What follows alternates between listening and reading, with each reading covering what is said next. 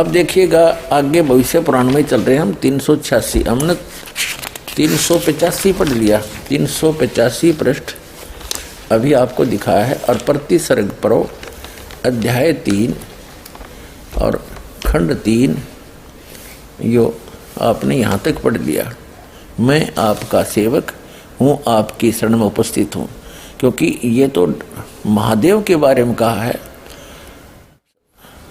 राजा भोज भी मरुस्थल प्रदेश में स्थित शिवजी की पूजा इस तरह सारा कुछ करके संपन्न करके अपनी स्तुति करने लगा। क्या कहा? राजा भोज बोले, मरुभूमि के निवासी गिरजापति को नमस्कार है। उस महादेव की मूर्ति का आगे कह रहा था, जिन्होंने अत्यंत माया के प्रवर्तक त्रिपुरासुर का नाश किया, मलेच्छों द्वारा रक्षित एवं सच्चिदानंद रूप है। मैं आपका सेवक हूँ, आपकी शरण में उपस्थित हूँ। राजा भोज तो कह रहे भगवान शिव को, महादेव को, और ये कह रहे मोहम्मद को नमस्कार करके उसकी शरण में आ गया। ये देखो अब 386 पर आगे हम वही प्रति सर्ग पढ़ो।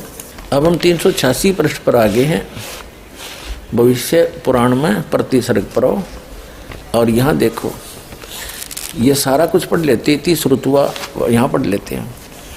सूत जी बोले, इस स्तुति को सुनकर शिव जी ने राजा से कहा, भोजराज आप महाकलेश्वर स्थान के वाहिक नामक भूमि प्रदेश में जाइए।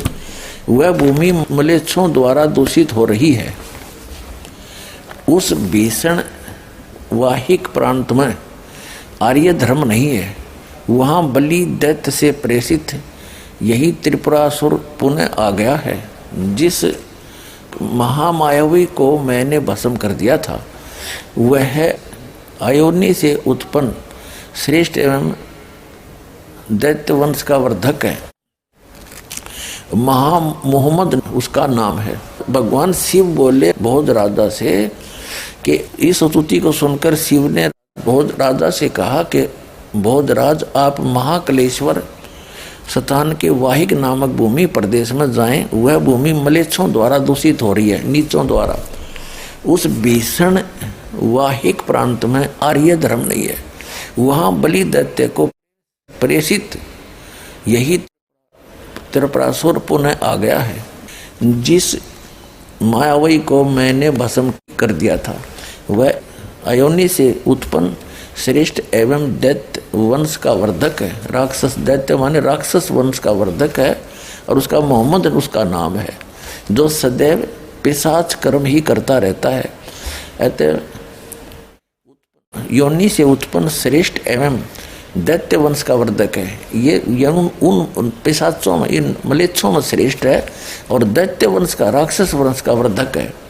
और मोहम्मद उसका नाम है, मोहम्मद, जो सदैव पिशाच कर्म ही करता रहता है। अतः राजन तुम इस धूर्त एवं पिशाच के प्रदेश में मत ठहरो, मेरी कृपा से तुम्हारी शुद्धि हो जाएगी। इसे सुनकर राजा अपने देश के लिए चल दिए। अपने शिष्यों समेत मोहम्मद भी सिंधु नदी के तट पर आया। उस कुशल मायावी ने प्रेम भाव से राजा से कहा, महाराज आपके देव मेरे दास हैं। नरप देखिए मेरा उत्तिष्ट भोजन करते हैं। इसे देख सुनकर राजा को महान आश्चर्य हुआ, और वह भी उस भीषण मलेच्छ धर्म का अनुयायी होने की सोचने लगा। उस समय कालिदास ने क्रुद्ध होकर मोहम्मद से कहा कि धूर्त राजा को मोहित करने के लिए यह तुम्हारी माया है। अतः तुम ऐसे दुराचारी एवं वाहिक के अधम का मैं वध कर दूंगा। इतना कहकर वह ब्राह्मण निवारण मंत्र का 10 सहस्र जाप करने के उपरांत उसके दशांश से आहुति प्रदान करने लगा। उसी में वह भस्म होकर मलेच्छों का देवता हो गया। तत्पश्चात उसके सभी शिष्यगण भयभीत होकर वाहिक देश चले गए। रात्रि के समय वह मायावी देव पिशाच के रूप से भोज से कहने लगा, तुम्हारा आर्य धर्म सभी धर्मों से उत्तम है। मैं तो ईसा की आज्ञा से दारुण धर्म का प्रचार कर रहा हूँ, लिंग कटाना सीखा, चोटीहीन होकर केवल दाढ़ी रखना, मेरी बड़ी बड़ी बातें करना और सर्वबख्शी मेरे वर्ग के लोग होंगे। कौल तंत्र के बिना वे पशुओं के भक्षण करेंगे और कुछ स्थान पर मूसल द्वारा अपने सभी संस्कार उनके होंगे। इसलिए यह मुसलमान जाति धर्म दूषक कही जाएगी। धर्म दूषक माने धर्म का नाश करने वाली। यह मुसलमान जाति धर्म दूषक कही जाएगी। इस प्रकार पैसा धर्म में विस्तृत करूँगा। इतना कहकर वह चला गया और राजा भी अपने घर लौट गए। अपने आत्माओं, यदि भविष्य पुराण को ही मुसलमान प्रवक्ता डॉक्टर जाकिर नाइक जी सत्य मानते हैं तो आपके सामने ये भविष्य पुराण भी रूबरू कर दी। अब आप निर्णय ले लेना ये क्या कहना चाह रहे थे हजरत मोहम्मद के विषय में और भविष्य पुराण क्या बता रही है उसके विषय में। वो कैसे धर्म को चलाएगा, उसमें क्या क्या क्रिया होंगी, ये आपने पढ़ ली। अब इसके ऊपर ज़्यादा टिप्पणी दास नहीं करेगा। अब आपके सामने भक्त जितेंद्र सिंह, जितेंद्र दास आलूवालिया, पूना महाराष्ट्र से परमात्मा से प्राप्त सुख को अपने मुख कमल से बयान करेंगे और आप सुनिएगा। क्या शुभ नाम है जी आपका? मेरा नाम जितेंद्र सिंह आलूवालिया है। कहाँ से आए सर आप? मैं पूना से आया हूँ, महाराष्ट्र से। क्या काम करते हैं आप? मैं एक इंडस्ट्रियलिस्ट हूँ। फैक्ट्री है मेरी पूना में। हम लोग जो ट्रेलर्स वगैरह होते हैं, कंटेनर्स होते हैं, वो बनाते हैं। संत रामपाल जी महाराज की शरण में आने से पहले कौन सी भक्ति करते थे आप? हमारे घर में शुरू से ही संतों का आना जाना काफ़ी था, तो मैं एक सिख होने के नाते गुरुद्वारे भी जाता था, लेकिन एक संत जी की भी शरण में मैं हमेशा बचपन से रहा हूँ, जो कि शिव जी की भक्ति करवाते थे। मुझे उन्होंने ओम नमो शिवाय नाम दिया हुआ था और अब मान के चलिए कि ये जो जीवन है, जब हमने ये ज्ञान सतगुरु रामपाल जी महाराज से प्राप्त हुआ तो उसके बाद ये पता चला कि जो जीवन है वो एक सुख और दुख में चलता है। जब हमारे पुण्य कर्म होते हैं तो काफ़ी सुख मिलते हैं और जैसे ही हमारे पाप कर्म शुरू हो जाते हैं तो दुख की शुरुआत हो जाती है। तो जिन संतों से मैंने वो नाम लिया था, वो नाम की क्या ताकत थी वो आज मुझे इस ज्ञान से पता चला है। उसकी कोई ताकत नहीं थी। क्योंकि मैं हर रोज़ का मेरा नियम ये था कि मैं जब घर से निकलता था गुरुद्वारे जाता था, मत्था टेकता था। वहाँ से मेरी फैक्ट्री करीब करीब 1 घंटे दूर थी। आधे घंटे का सफ़र मैं सतनाम वाहिगुरु का जाप करता था और आधे घंटे उसके बाद में मैं ओम नमो शिवाय का जाप करता था। और जब मैं फैक्ट्री पहुंचता था उसके बाद देखता था कि दोनों कोई काम नहीं कर रहे हैं, उल्टा हर रोज़ मेरा नुकसान ही नुकसान होता जा रहा है। और एक समय ऐसा आ गया कि मैं टोटल ही स्क्वायर में फंस गया। ऐसा फंसा कि मुझे कुछ नहीं समझ आ रहा था कि मैं क्या कर सकता हूँ अभी। वो फंसना ऐसा था कि मेरा घर, मेरी फैक्ट्री, सभी कुछ बैंक के ताबे में हो चुकी थी। लोगों का, क्रेडिटर्स का बहुत सारा देना सिर पे कर्ज बन गया। ऐसी हालत हो गई, ऐसी स्थिति हो गई कि ना तो मैं घर में रह पा रहा था और ना मैं फैक्ट्री जा पा रहा था।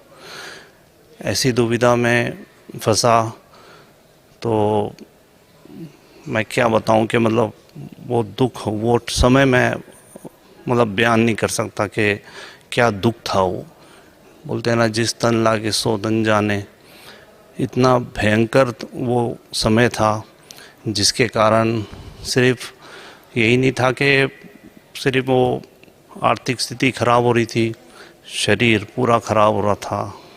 घर वालों को कईयों ने बताया कि इसके ऊपर कई बाहर की चीज़ें भी कर रखी हैं, जिसके कारण ये शायद पूरा मेंटली डिस्टर्ब हो जाएगा, मेंटल हो जाएगा। कई संतों ने भी बताया, क्योंकि हमारे घर में संतों का काफ़ी आना जाना रहता था। कईयों ने ये भी बताया कि ये वाकई में ये मेंटल हो जाएगा, ये नहीं रह पाएगा। तो इसके चलते मैंने एक दिन फिर उन संतों के पास गया और उन संतों से जाके मैंने काफ़ी चर्चा की। आखिरी में उन्होंने मुझे ये कह दिया कि ये तो ब्रह्मांड है, ब्रह्मांड में तो ये दुख सुख तो चलते हैं, ये तो भुगतने पड़ते हैं। मैं बड़ा तड़फा, मैं आया और अपनी मदर के भाव में लपेट के मैं रोया, बहुत रोया। मैंने बोला मुझे नहीं पता क्या है ये, क्या ब्रह्मांड है और ये क्या स्थिति है, मुझे कुछ समझ में नहीं आ रही है। मेरे जैसा आदमी, जो मैंने कभी शराब को हाथ नहीं लगाया, कभी नॉनवेज नहीं खाया, कभी मैंने किसी को दुख देने की कोशिश नहीं की, और मेरे जैसे आदमी के साथ अगर ऐसा दुख है तो इस ब्रह्मांड या जाओ जो भी बोलते हैं, मुझे समझ नहीं आ रहा क्या स्थिति है ये। और वो पुकार जो मेरे हृदय से निकली, जो मेरी आत्मा से निकली, इस परमात्मा ने सुन ली। संत रामपाल जी महाराज की शरण में कैसे आए आप? संत रामपाल जी महाराज की शरण में मैं ऐसा आया कि संत रामपाल जी महाराज जी के एक शिष्य हैं पूना में ही। मैं गाड़ियाँ बनाता हूँ और वो गाड़ियाँ चलाते हैं, जो हम कंटेनर्स वगैरह बनाते हैं। तो उनके लिए मैंने 2002 में मैं सदगुरु के शरण में आया था। तो 2002 में मुझे पता चला कि उन्होंने कुछ गाड़ियाँ बनवानी हैं। तो मैं उस ऑर्डर के लिए मैं उनके ऑफिस में गया था। उनका नाम रविंदर दास है। तो मैं उनके ऑफिस में जाके बाहर बैठा हुआ था। वो इतने में फिर मुझे उन्होंने अंदर बुलाया तो मुझे उन्होंने देखा। मैं करीब 3 साल के बाद उनको मिला था। उसके पहले 3 साल पहले उन्होंने गाड़ियाँ बनवाई थी।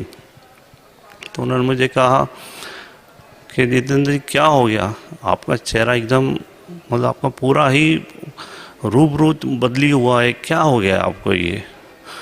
मैंने मतलब वहाँ पे मुझसे रहा नहीं गया। मैंने पूरी अपनी स्थिति बताई कि मैं किस तरह से फंस चुका हूँ और मेरे साथ क्या क्या बीत रहा है। आज मैं दोपहर के 2-2:30 बजे गया था। उन्होंने मुझे पूरा इस परमात्म ज्ञान का पूरा उन्होंने चीज़ समझाई। हमको वहाँ बैठे बैठे रात के 10:30-11 बज गए और मुझे समझ में आ गया कि यहाँ पर कोई चीज़ है, ये जो ज्ञान बता रहे हैं इसमें कुछ मतलब अंदर से आत्मा ने पूरी उस चीज़ को पकड़ लिया कि यहाँ पर कुछ ना कुछ बात बन जाएगी। क्योंकि इसके पहले भी मैंने कोई जगह नहीं छोड़ी, ना कोई मंदिर छोड़ा, ना कोई मस्जिद छोड़ा, ना कोई संत छोड़ा। हर एक के पास जाके मुझे फैमिली वाले भी ले जाते थे, क्योंकि मेरी तो मेंटली स्थिति इतनी ख़राब थी कि मुझे समझ में नहीं आता था कि क्या करूं। तो मुझे हर जगह ले जाते थे। तो जब मुझे ये ज्ञान पता चला तो मुझे लगा कि मैं तो वैसे दुख ही में काफ़ी था। मैं तो अपना दुख ही निवारण करने की कोशिश कर रहा था, ज्ञान को एक साइड में समझ रहा था, लेकिन मुझे ज़्यादा ये था कि मेरा दुख निवारण हो जाएगा इससे। मैंने उनसे कहा मुझे पूरा एड्रेस दीजिए सब। मैंने अगले दिन की टिकट की कोशिश की, वो नहीं मिली। उसके अगले दिन की मिली। मैं करोथा आश्रम पहुंच गया। करोथा आश्रम पहुंचने के बाद में जो मुझे सदगुरु के दर्शन हुए और जो मैंने वहाँ पे सब चीज़ें समझी, मैं वो दिन गया और ये दिन आया। मैंने पीछे अपने जीवन में कभी दुख नहीं देखा। फिर मेरे साथ बहुत कुछ होता था। जिस दिन मैं ट्रेन में बैठा था उस दिन भी हमारे फैक्ट्री में एलपीजी की पाइप को आग लग गई थी। आग लगते हुए पूरी आग चलते हुए पूरी सिलेंडर की तरफ बढ़ रही थी। सारे वर्कर्स वगैरह बाहर निकल गए थे। और फिर मुझे वहाँ से फ़ोन आया जब मैं करोथा आश्रम में था कि वो आग एकदम सिलेंडर के पास जाके अपने आप बुझ गई। मैंने सदगुरु के शरण में दंडवत मार के कहा, गुरुजी आए दिन कुछ ना कुछ होता रहता है, बहुत मुसीबत है। मैं बहुत दुखी आ रहा था उस समय, मुझे कुछ समझ में नहीं आ रहा था क्या करूं। परमात्मा ने सिर पे हाथ रख के बोला, बेटा ये आखिरी था, इसके बाद कुछ नहीं होगा अभी। हमारा वीडियो आपको पसंद आया तो लाइक करें, कमेंट करें, शेयर करें। गुरु रियल गॉड यूट्यूब चैनल को सब्सक्राइब अवश्य